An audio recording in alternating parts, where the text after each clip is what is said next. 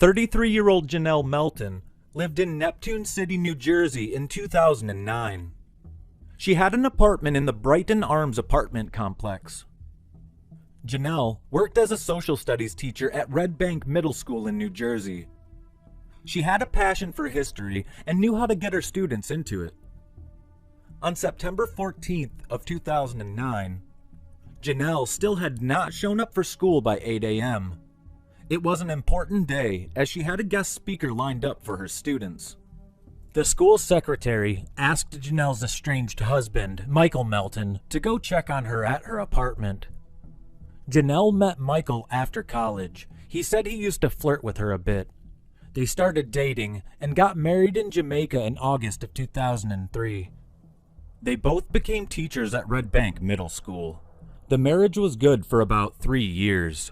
Michael said he wasn't used to so much affection or having someone love him so much. He had started a basketball company and was gone a lot. Michael eventually filed for divorce. Janelle became comfortable having her own space. They were still cordial and spoke on the phone every day. When Michael received the phone call from the school secretary that Janelle did not show up for work, he immediately drove to her apartment. He saw Janelle's car in the driveway. He entered the house and called out her name. He walked into her bedroom and saw her on the floor. Janelle had her nightgown on, and Michael saw what looked like blood on it. It appeared to him that she had fallen while she was putting her makeup on. He called 911. Michael said he remembered asking Janelle what she had done.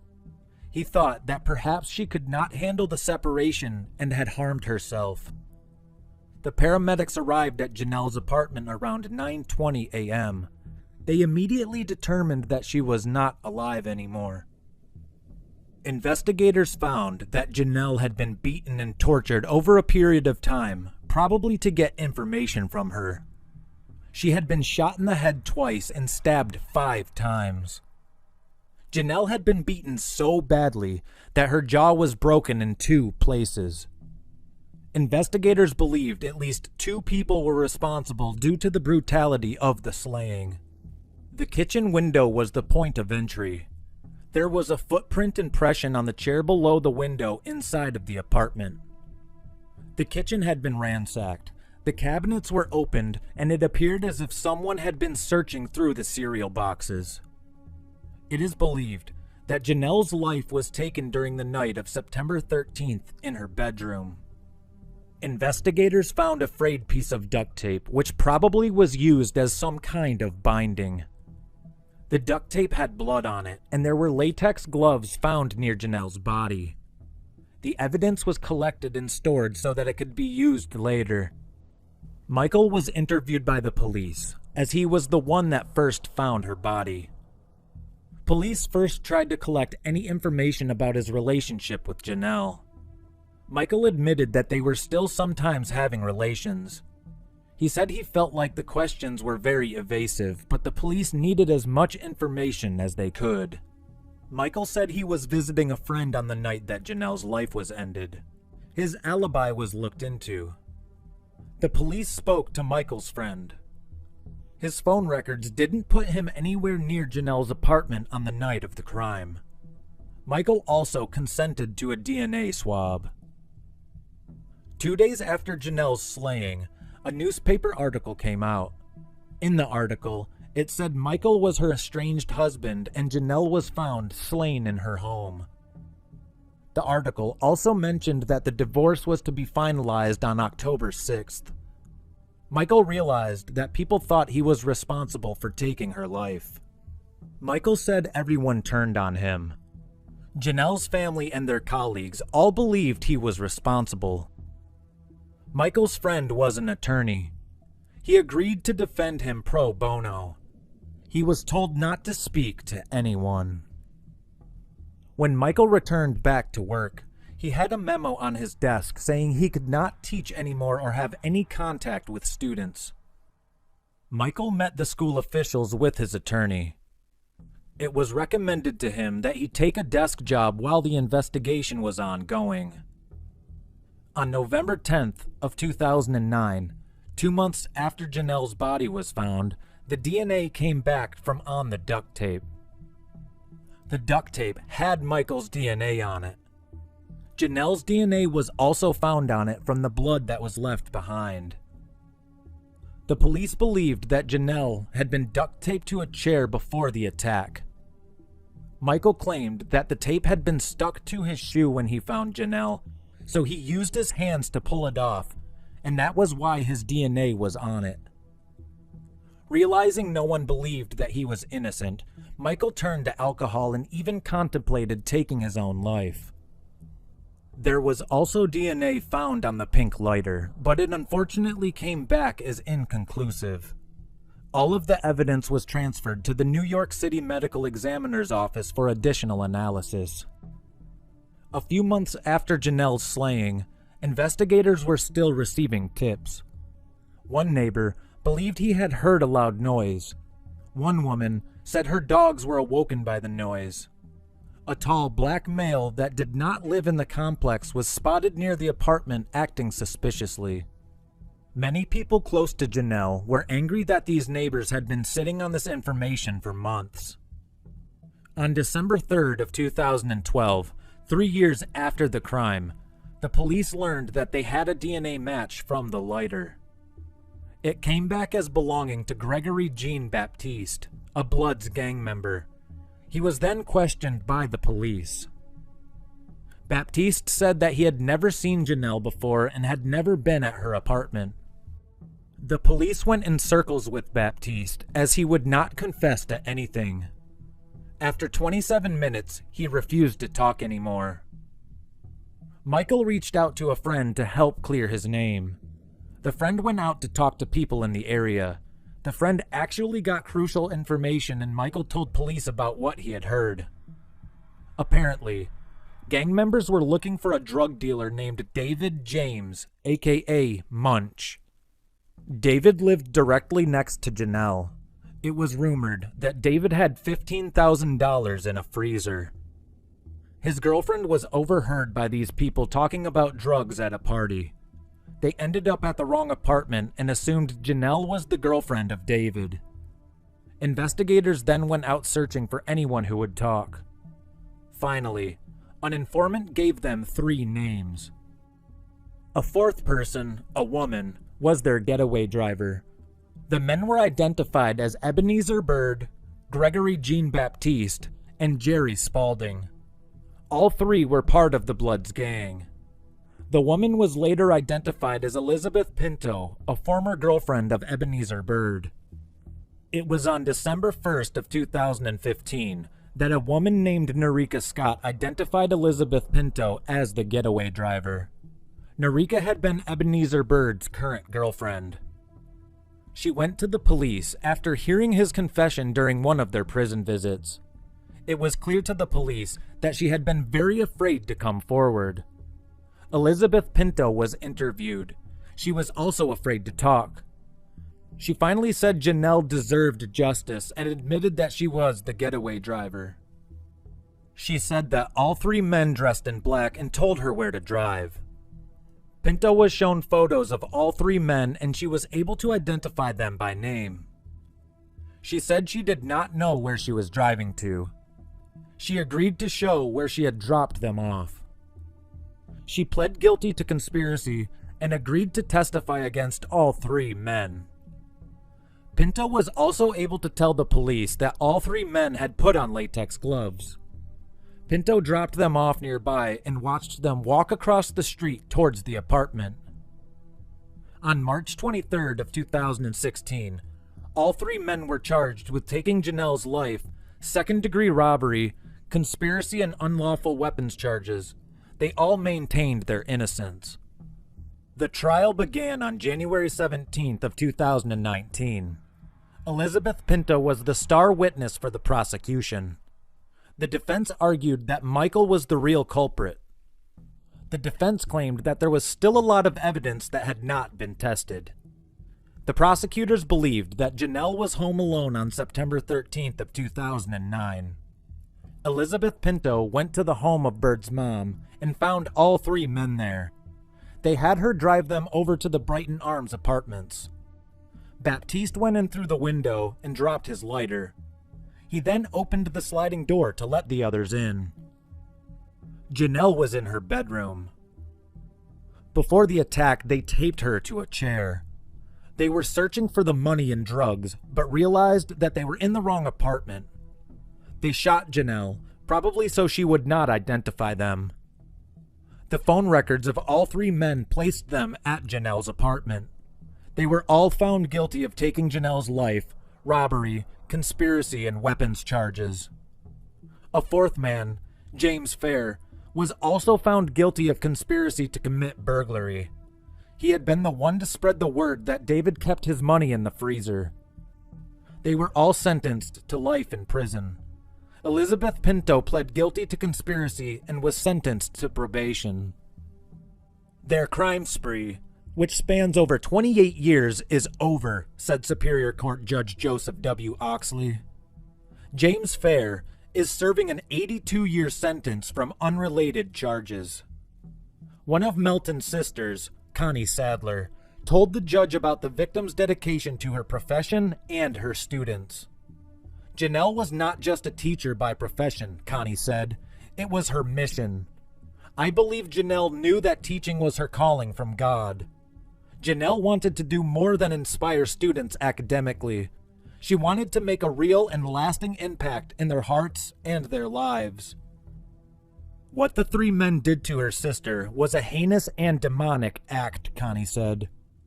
But, she added, I know Janelle is a Christian, and she would want me to forgive them. I pray for them, and I pray that God will have mercy on them. But every action has a consequence. Michael Melton went to rehab, and he is now focusing on his basketball spotlight company. He said that after he had heard about what really happened to Janelle, half of him was feeling relieved because they knew it was not him who did that to Janelle. The other half is feeling heavily distraught because she lost her life over some money. He said, Now, my life is really not about me anymore. It's about working for the community and trying to help save people's lives. That's what gives me the peace and motivation I have each day. I was given a second chance, so I have to do the best I can with the gift I've gotten. 51-year-old Paul Stephen Jandreau lived in Moyock, North Carolina in 2010. He had two daughters, Stephanie and Christina. Paul had been married several times. He was a retired Navy chief. Before retiring from the Navy, Paul earned the ranking of Grand Master Chief. Paul's brother Mike described him as a stand-up guy and had many close friends and family members. His wife at the time was Letitia Jandreau. They met in 2002 at a kickboxing class. Letitia was 29 years old, a competitive bodybuilder, and an accomplished sportswoman. She even won the National American Sports Federation's North Carolina Bodybuilding Championship in June of 2010. Letitia worked in human resources at a children's hospital in Norfolk, Virginia. Letitia was described as very shy, but Paul really wanted to get to know her. He proposed that they become workout partners, and the relationship seemed to blossom. Paul had been married when he first met Letitia, but he was just waiting for his divorce to be finalized. Paul and Letitia were an unlikely pair, and the complete opposites of each other. Paul was outgoing, and Letitia was quiet and shy. After a few months of dating, Paul asked Letitia to move in with him. In May of 2003, Paul's divorce was finalized, and a month later, he married Letitia. They were described as happy and affectionate with one another. In 2009, Letitia started working for Blackwater Airlines and continued to train for her bodybuilding competitions. She had won or placed in the top for several competitions. Paul would travel to the competitions with her and brag about her accomplishments to his friends. On June 30th of 2010, Paul did not show up for work. He worked for a company that services Navy ships. He usually came into work around 5:30 a.m. and had been working on an important presentation. Around 7:45 a.m., Paul's coworkers reported him missing. Paul led a very punctual life, so his coworkers were immediately concerned. Deputy Sheriff Lisa Starcher from the Currituck County Sheriff's Office drove out to the Jandreau home to perform a welfare check. Starcher arrived at Paul's Brumsey Landing home. There were multiple cars spotted in the driveway, but no one answered the door. Paul's co-workers contacted Letitia through her workplace to see if she knew where he was. Letitia said she did not, and left work to meet with the deputy. Letitia allowed the deputy into the house. She explained that she and Paul slept in separate bedrooms due to the noise of Paul's CPAP machine. But when she entered Paul's bedroom, the machine was gone.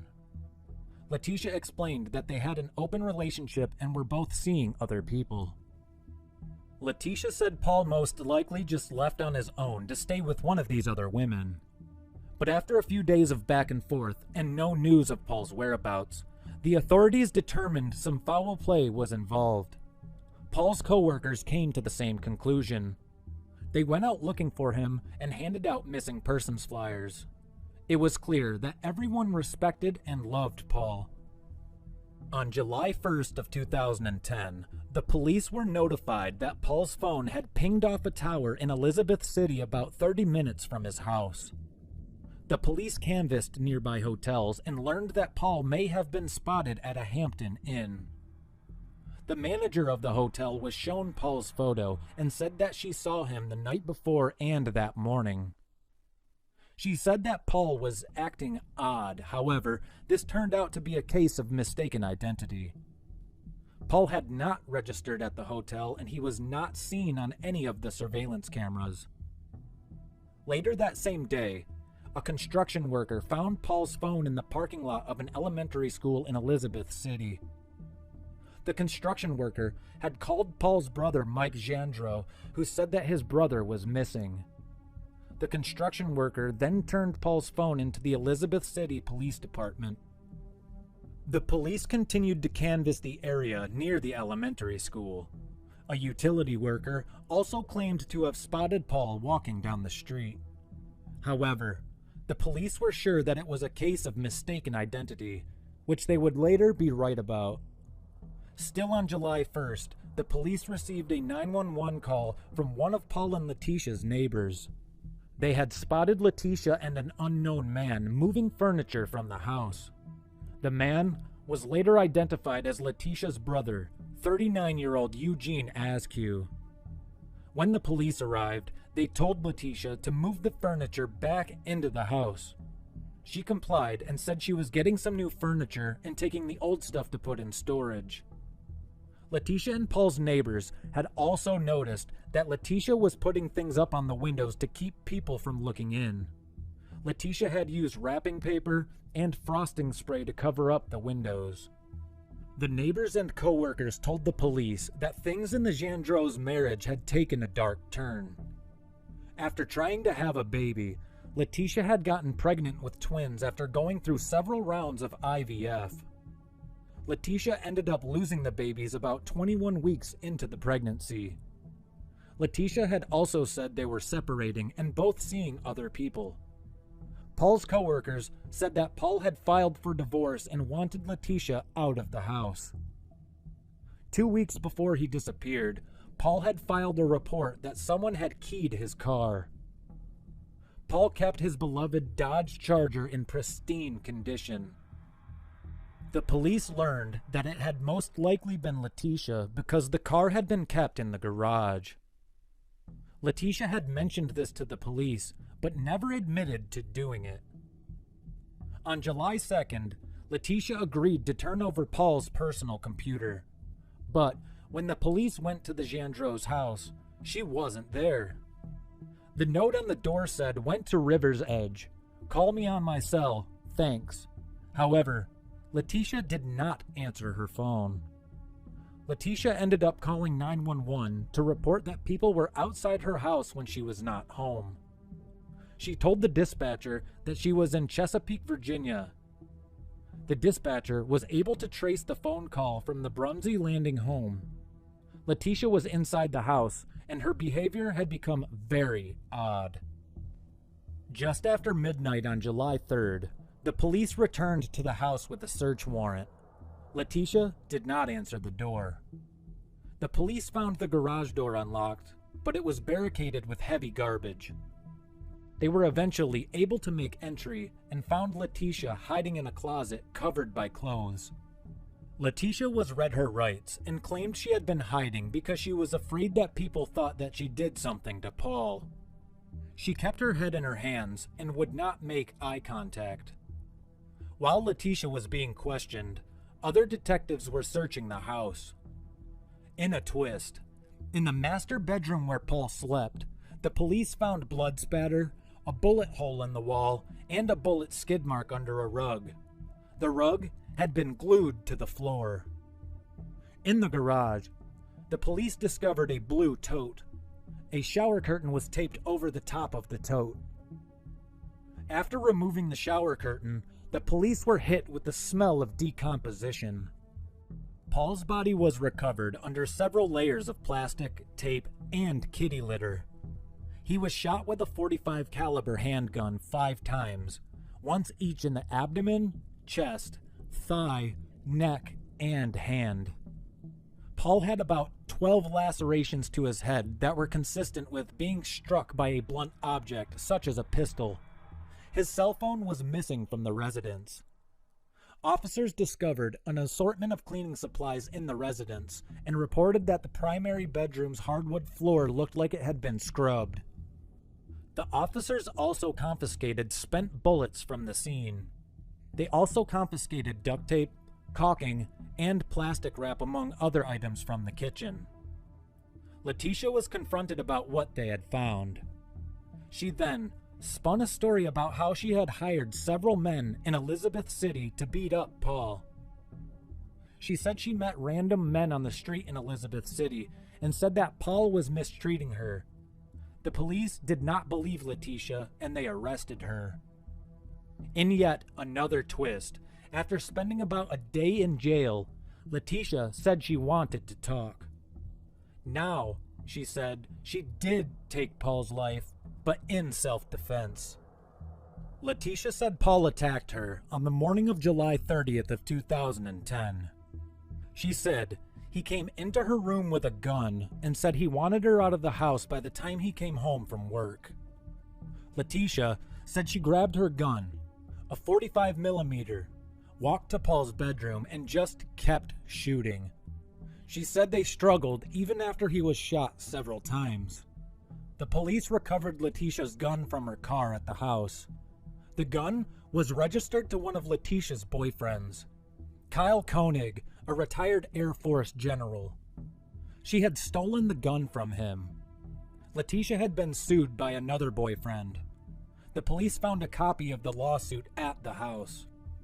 The man claimed he had been taken advantage of by Letitia. Letitia had asked for money and claimed that she was pregnant with his twins. The man spoke to Paul about it, and Paul filed for divorce. A receipt was also found in the house for the purchase of the tote. Letitia was seen on surveillance footage at Lowe's buying the tote. In September of 2012, Letitia testified at her trial. She maintained her story that she had shot Paul in self-defense. However, the evidence did not match with her story. Paul had suffered from multiple gunshot wounds and severe blunt force trauma. There was a bullet hole found in the master bedroom door. It is believed that Paul had the door closed and that he had been ambushed by Letitia. Letitia shot him several times and hit him in the head with the gun. The attorney and one of his co-workers also alleged that Paul had told them about one night when he woke up to find Letitia crawling across his room. Paul reportedly told his attorney that he used to keep the door of his room locked from then on. Paul's brother Mike said he had last met with Paul in February while attending the Daytona 500 stock car race. He also testified that Paul had told him about his marital problems and also alleged that Letitia was cheating on him. Mike reminisced. He'd been talking about divorce for weeks. He told me she was cheating on him and that he had plenty of evidence. He said he just needed her to get out of his house so he could have his life back. The jury deliberated for an hour and 40 minutes. On September 28th of 2012, Letitia was found guilty of taking Paul's life and larceny of a firearm. She was sentenced to life without parole. Letitia's appeal was denied in 2014. It is believed that she took Paul's life because she did not want to give up the lifestyle he had given her. She was a master manipulator and used Paul and several other men. As per official records, Letitia is presently incarcerated at Anson Correctional Institution in Polkton, North Carolina.